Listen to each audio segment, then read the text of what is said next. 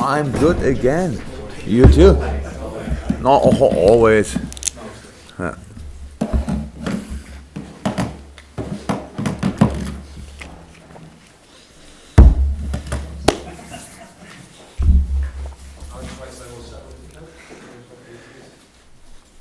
No embargoes?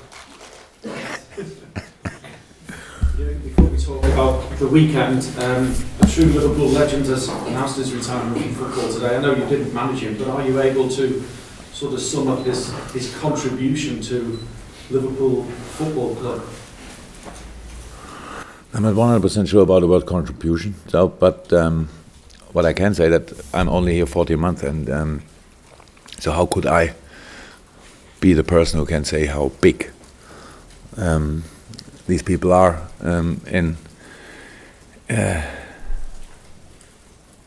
or how it is in Liverpool to live together with legends or whatever. I met a few, of course, and I met Stevie already, and he's a great person, and he's far away from wanting to be a legend or be handled like a legend. He's a completely normal guy, and it's nice having him around, and so good to hear that he is back in town, and yeah, all the rest we will see.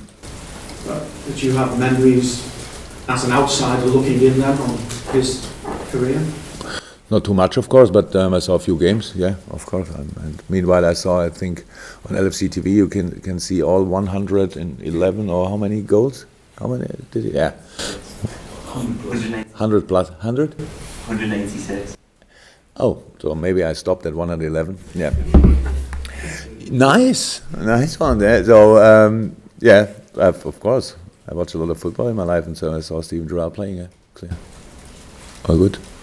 Just ahead of the weekend then, Sunderland for you. Is this the time of the season now with no more international breaks where you feel it really begins? There's an awful lot of matches, but do you feel now that you've got your team together week in, week out, that you can really impact more upon them, working together with them day in, day out?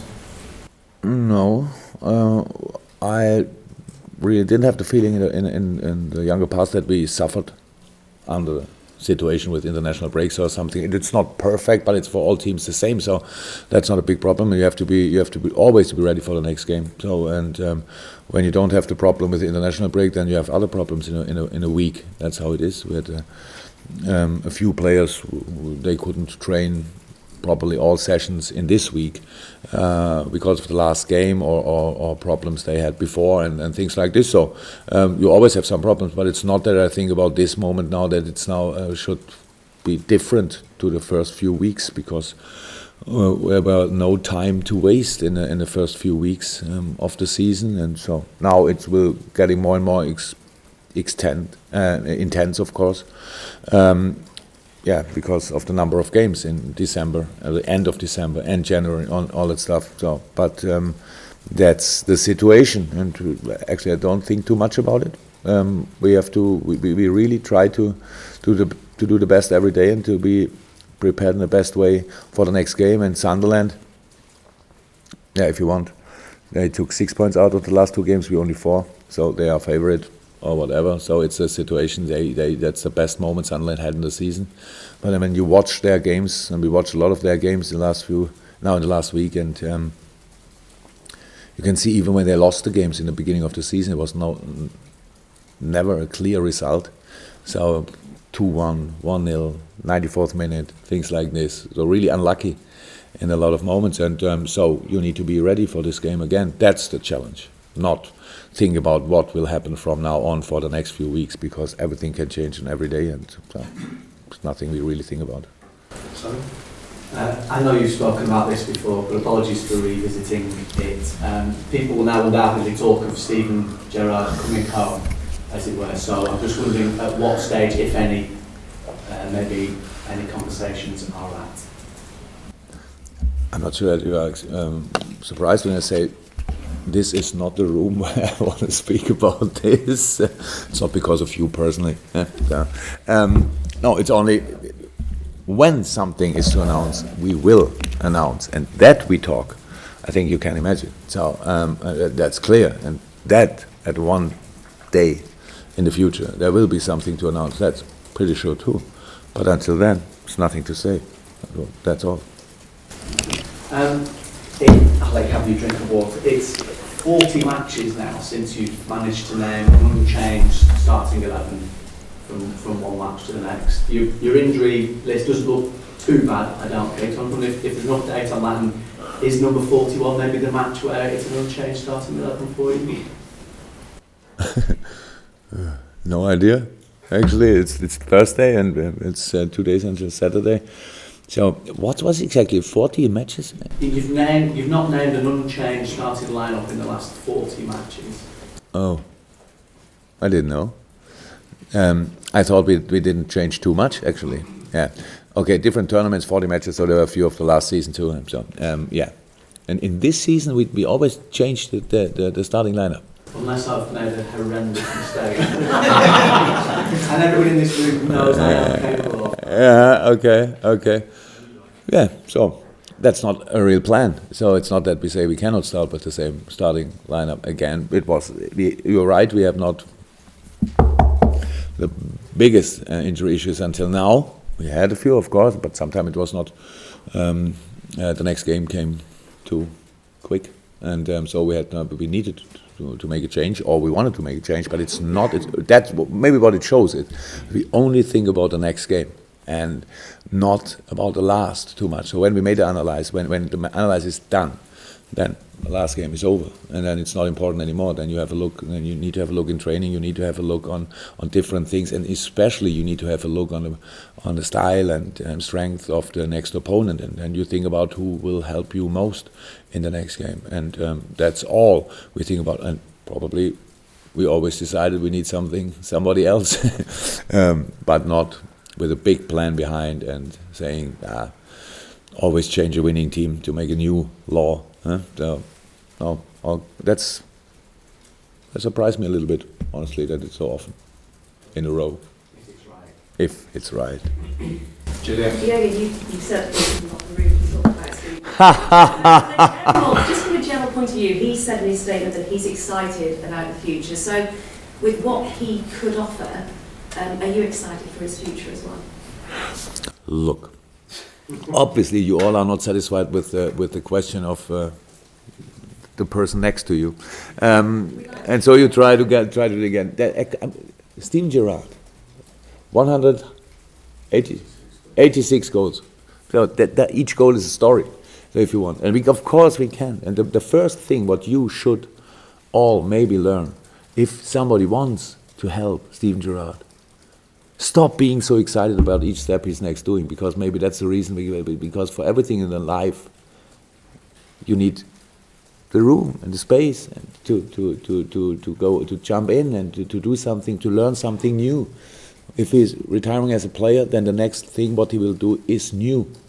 So, if you want, he was a young player. Now he will be a young whatever, and that we will see. There's nothing to talk about, and I'm the absolutely wrong person to tell anything about it, because maybe all of you know him better than I do. Yeah. But what I said, and that's a law, the door is always open for him. But from our side, if he wants an open door, but I'm sure he wants, and if he wants to make which career ever, different career to his former career, then we want to help him. That's how it is. But nothing else to say. And maybe that was already too much. Steve. Great start to the season. Oh, football. But you work with the players day in, day out. You know what they're capable of. How much more improvement can you see in them individually and as a consequence of the team? Since the start, or what? Again, something I don't really think about. But there's no. Why should I think about our limits or something? Or why should it was good enough in most of the games. It was not good enough in all games. That's how it is, and you have to perform again. And Sunderland is a real challenge, because you already. It's really hard for you, obviously, to ask about a Sunderland game, because everything else seems to be more interesting, and that's the situation we are in. So it's like the points are already on the count, and we couldn't be far away from having the points already. So that's how it is. So why there should be one advantage for Sunderland? We will not underestimate them, 100% not. If one person in the stadium will underestimate them, then would be the first mistake we could make. There's nothing else but to then obviously the weather will be good on Saturday, so it looks like, and then it's everything is prepared for a good football game. If we do our job, which will be a difficult one. And why should I think about improvement from the beginning until now, when I have until now it was good. Yeah, it was good.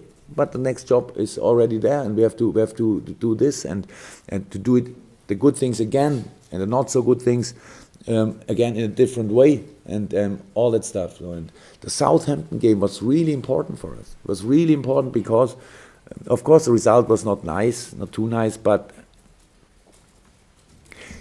the games before looked a little bit like we are in a flow, easy. Wow.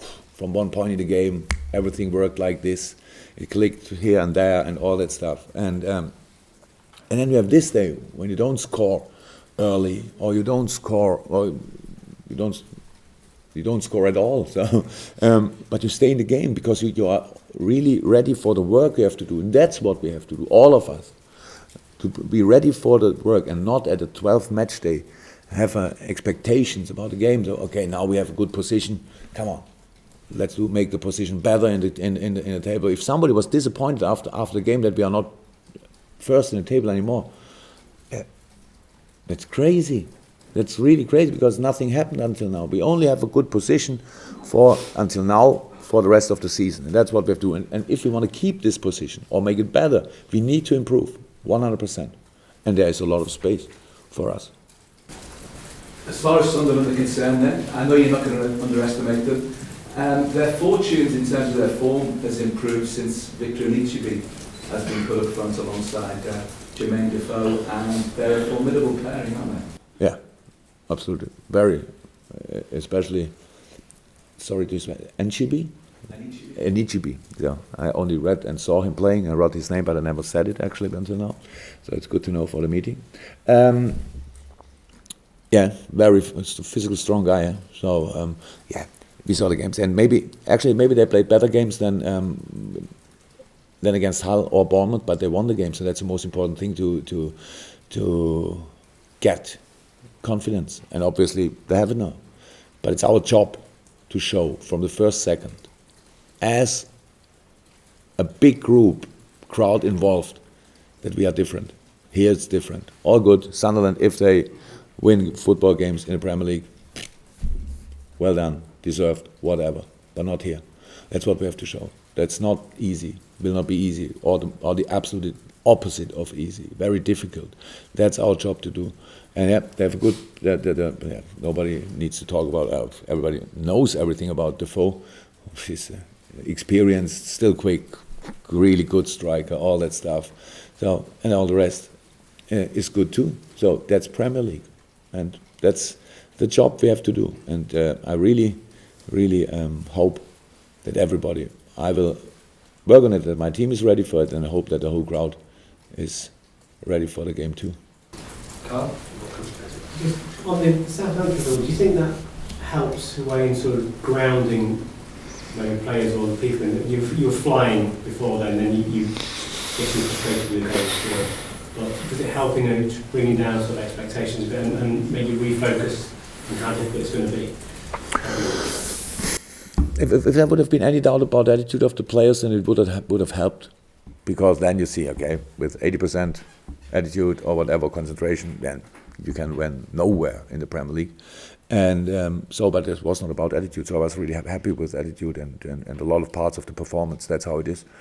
And yeah, but the point helped. One more than before. The performance helped in a lot of parts. And what I said, a game against Southampton, at Southampton, is no game where you usually create 20 chances. We had 4 or 5 really big ones. That's a good sign again. But even that is not that important anymore, because the Sunderland game, of course, will be completely different. We have all that. We have everything what we need to be prepared. And there's one that they really are one of the better teams in kind of making sprints, high intensity runs. So but have not the highest amount of possession. So that shows it's a counter-attacking team. So, but even then, it will be that, and it's not. But the funny thing is that I think already the discussion maybe started again after the draw that with a parking bus team or something. But Southampton is not a parking bus team. Southampton was a team which we forced to defend deeper, and that can happen against each team. And we had solutions against Southampton, and we have the opportunity to find solutions against Sunderland. So, but they don't only make counterattacks. They have a lot of other strengths too. There's set pieces and all that stuff. And so, be there with all you have, and try to play your best football. I'm really excited about having the opportunity again. Having the opportunity again to show that we are still there and still in good shape, and using the opportunity, fight for the result and all that stuff. And if we do this, it can be good. Anything else, Carl? Katie, to finish us off? Yeah, but I realise I'm pushing my luck here. But if I could just ask you from an international point of view, where would you rank Steven Gerrard? Is he among the world's top players? I'm absolutely the wrong person. It's the wrong person to answer about this. So the top players, how many do you have top players? Is Pelé involved? Franz Beckenbauer involved? Johan Cruyff involved? Or where should I start? Where can I end? He's a top player, and it's not important what I think. It's important what the people think. So I have absolutely no influence on this. And actually, I said again, I'm maybe the most, I don't know, I'm absolutely the wrong person to talk about. I like him as a person. I saw him once playing live in a stadium. That when we lost with Dortmund here 5-0, he was involved probably. So it was not my best experience in football, and that's all. But it's not. Stop using me for stories about Steven Gerrard. You don't need me. If you want to write something about him, write it. He deserved it. But don't use my name, because I have no idea about it. I like him, and I will give him all help I can, if he wants. So that's 100% sure. And all the rest, stop talking here about this, because it will not help Steven, and it will not help me. So why we should talk about it?